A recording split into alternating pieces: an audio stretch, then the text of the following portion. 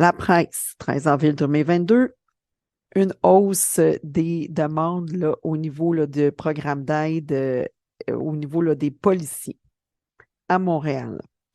Si on continue, 2022, toujours 22 avril, le Soleil numérique exprime la détresse chez les policiers. Le modèle montréalais doit être étendu aux régions.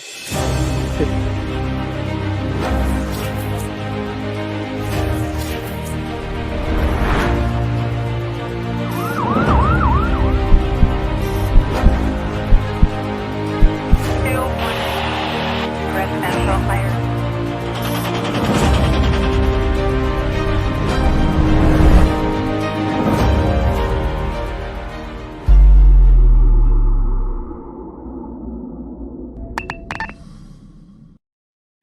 Bonjour tout le monde, Claudia Martellino qui est votre animatrice pour les podcasts Les Déployés.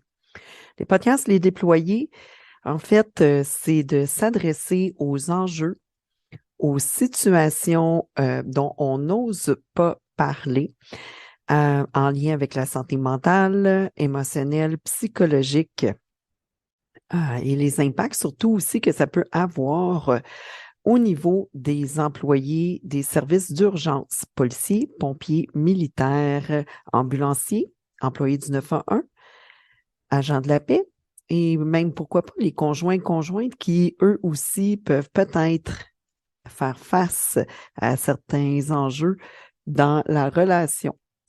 Alors, aujourd'hui, au menu, j'ai envie de parler justement de ces titres qui ont fait la une dernièrement. Si on écoute 13 avril 2022, la presse. Au SPVM, on a remarqué une augmentation de 16 au niveau des demandes de consultation du programme d'aide aux employés. C'est-à-dire que en 2017, il y avait 3200 demandes pour de l'aide et en 2021, on est passé à 5000. Si on regarde au niveau de la Vigile, en fait, qui est un organisme là, qui peut accueillir les policiers, pompiers, ambulanciers, militaires qui ont été blessés, qui vivent des difficultés, eux, de leur côté, ils ont recensé en 2018, il y avait eu 219 personnes qui étaient allées les consulter, tandis qu'en 2021, on augmente à 441 personnes. Là, vous allez dire, il n'y a pas tant de gens que ça au niveau de la Vigile, mais il faut comprendre que la Vigile, c'est un organisme qui accueille les gens sur place et ils ont quand même une capacité d'accueil qui est quand même plus petite, mettons que si on va au service d'aide aux employés là, des différentes municipalités ou des différents services. Donc, la presse, 13 avril 2022, une hausse des demandes là, au niveau là, de programmes d'aide, au niveau là, des policiers à Montréal. Si on continue, 2022, toujours 22 avril, le Soleil numérique exprime la détresse chez les policiers. Le modèle montréalais doit être étendu aux régions. Donc, petit son de cloche ici qui nous indique que le modèle montréalais a une merveilleuse section là, qui nous permet là, justement là, d'aller chercher de l'aide, tandis que dans les régions, ce n'est peut-être pas la même réalité. Ensuite, on continue. 3 novembre 2022, à ici Radio-Canada, le titre « Climat de travail toxique à la police de Longueuil ». Et là, le reste de l'article exprime que le chef là, vient un peu défendre qu'est-ce qui est en train de se passer. Je vais vous mettre en lien de toute façon tous ces beaux articles-là que vous allez pouvoir aller lire par vous-même. Vous allez l'avoir dans la description. Si je regarde un peu plus loin de nous, sur LinkedIn, il y a M. Christophe Girard, qui est policier enquêteur en France, qui, lui, parle ouvertement du suicide chez les policiers et il indique qu'il y a 40 suicides par année chez les policiers et ce, depuis 25 ans. Donc, 45 policiers qui se donnent, qui mettent fin à leur vie là, depuis les 25 dernières années. C'est quand même assez important. Si je reviens ici plus près de nous, Martine Laurier, qui a sorti son livre « De l'uniforme au désir d'en finir », elle paraissait dans la presse le 20 novembre dernier et c'était indiqué la difficulté d'avoir un uniforme, c'est de l'enlever quand tu ne files pas. Ah, je pourrais continuer. Je pourrais continuer. La presse, Le Soleil, ici Radio-Canada, LinkedIn, des policiers que je connais de près, de loin, qui commencent de plus en plus à sortir, à mentionner que les policiers ne sont pas à l'abri, en fait, de la santé mentale, émotionnelle, psychologique. Donc, le but, en fait, de ce podcast, c'est justement de détaboutiser ces enjeux-là, qu'on puisse enfin en discuter, en parler. Je racontais dernièrement justement que c'est bien beau qu'on mette en lumière dans les différents médias, les journaux, les entrevues avec justement Martine Laurier, avec José Kéry, Mélanie, mon Dieu, son nom m'échappe, là, qui elle aussi, nous, je vais m'inclure là-dedans, nous sommes tous en train de vouloir parler, mettre au jour, en fait, qu'il y a des enjeux qui existent réellement. Puis là, je parle des policiers. Évidemment, je viens du milieu policier. Tout dernièrement, il n'y a même pas 10 jours, j'ai reçu un message d'un ami, une connaissance, qui m'indiquait qu'une personne que j'ai connue dans le passé, qui est quand même haut gradé chez les pompiers, a choisi de mettre fin à sa vie. Quand j'ai entendu ça, c'est venu vraiment là, me chambouler parce qu'on va se le dire, c'est un peu la mission de ce podcast-là pour que justement on puisse parler de nos difficultés, parler de qu'est-ce qui nous préoccupe. Parce que cette personne-là que je connais, qui est chez les pompiers, elle a choisi de mettre fin à ses jours et fort probablement qu'elle devait avoir d'autres enjeux qui ont fait en sorte qu'elle a décidé à ce moment-là d'en arriver là. Donc, si on regarde un peu les difficultés, les enjeux, là, on parle du suicide. Puis si je vous parlais de stigmatisation, si je vous parlais de choc post-traumatique, si je vous parle de même au niveau relationnel, les chiffres de nuit, les difficultés là, de revenir parfois de certains événements. Puis quand on arrive à la maison, ben, vers qui je peux me tourner pour juste en parler? Vers qui je peux me tourner pour justement me délester du poids que je porte?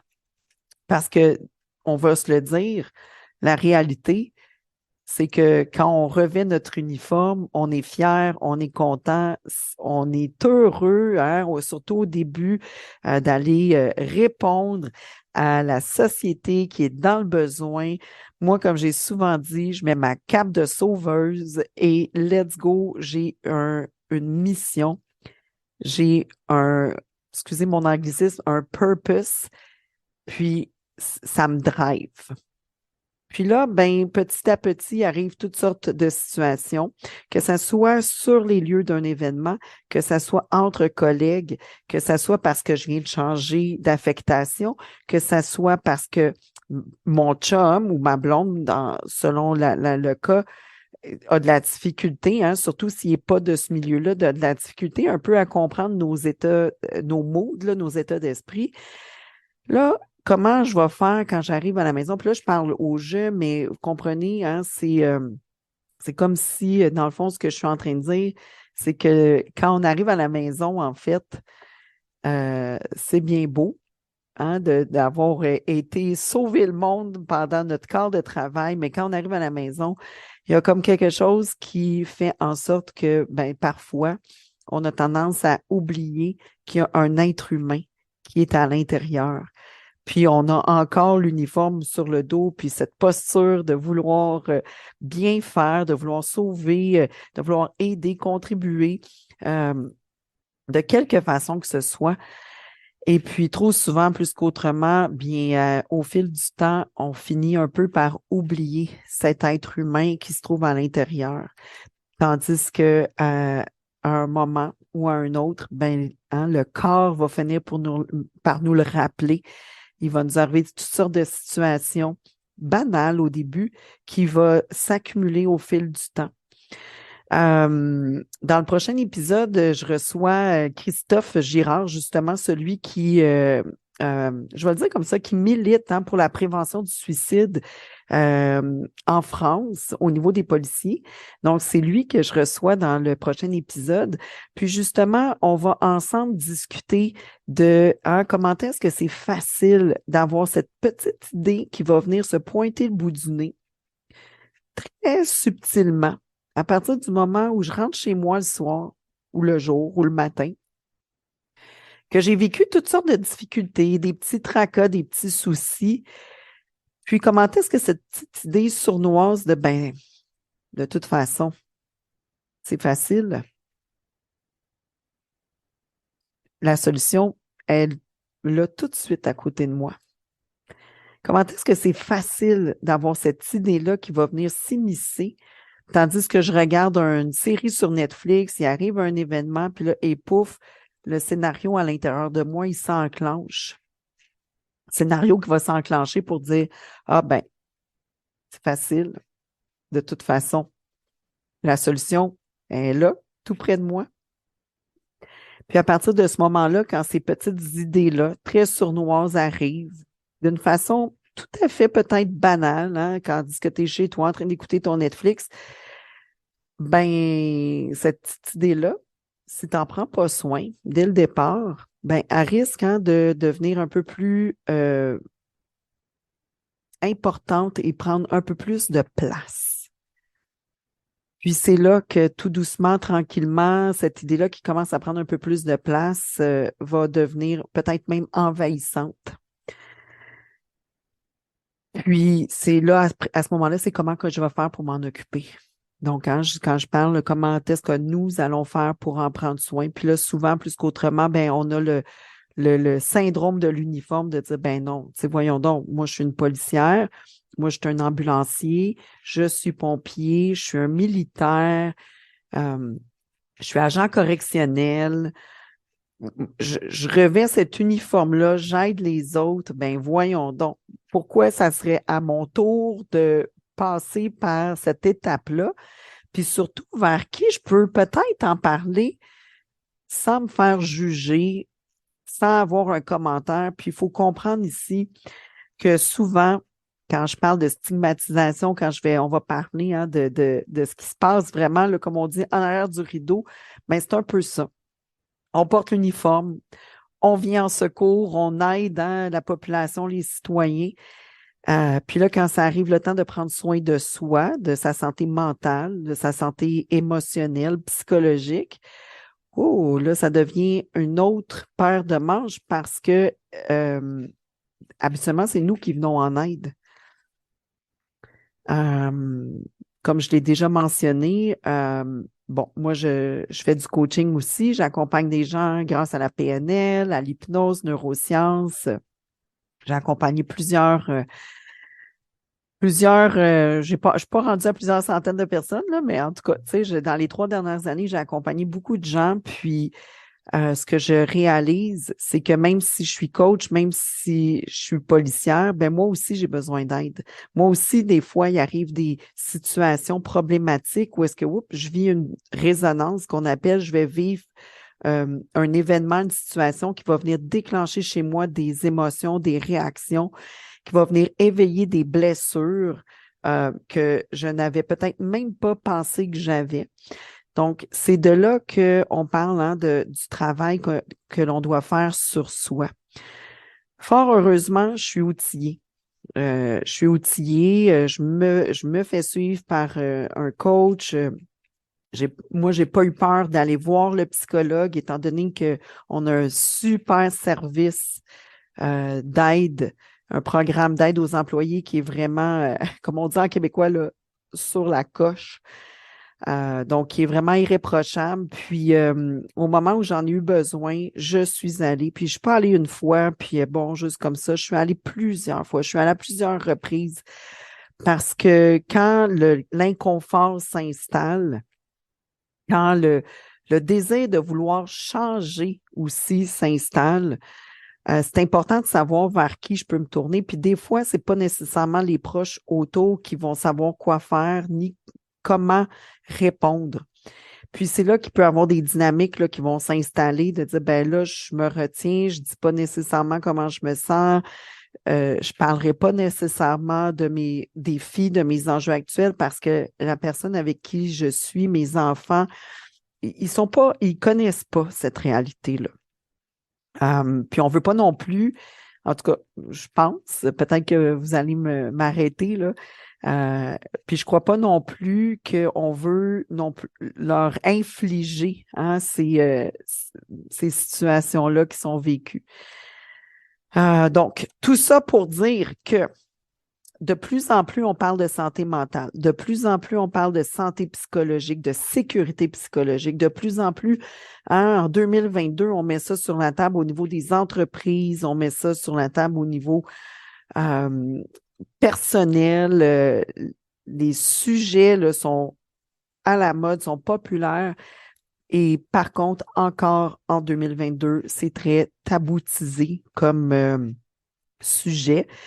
Donc, on commence à en entendre parler. Par contre, puis là, si je parle de policiers, pompiers, militaires, ambulanciers, employés du 911, qui eux aussi reçoivent les appels, donc qui sont soumis à du stress, à des prises de décision, confrontés à la détresse. Puis je pense que c'est un peu ça, c'est d'être confronté à la détresse au quotidien. On devient un peu comme une carapace. Puis, sans s'en rendre compte, parfois, il y a comme des infiltrations qui se créent. Donc, on est bien, souvent, l'armée, on est obligé de passer des tests physiques là, à chaque année pour être sûr qu'on est apte au travail. Les pompiers aussi, j'imagine, policiers.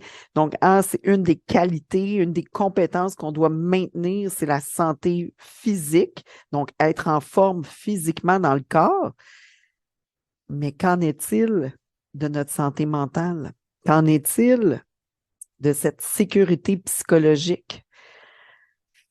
Je me pose la question, je nous la pose en même temps parce que oui, bien qu'on en parle au niveau des entreprises, au niveau du public en général, au niveau de la société, qu'en est-il de ces personnes qui sont confrontées justement à ceux qui souffrent?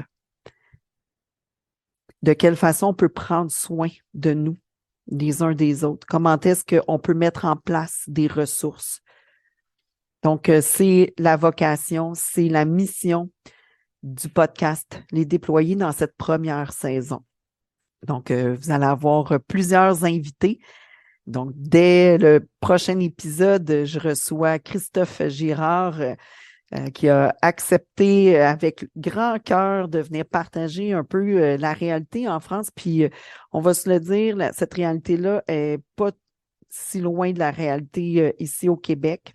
Ensuite de ça, je vais avoir des militaires, des pompiers, ambulanciers. Donc, restez à l'affût puisque je nous promets des belles entrevues.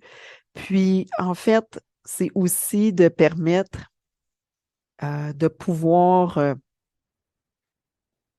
constater, recevoir, s'éclairer. Quand il y a de l'ombre, il y a aussi un peu de lumière qui peut exister.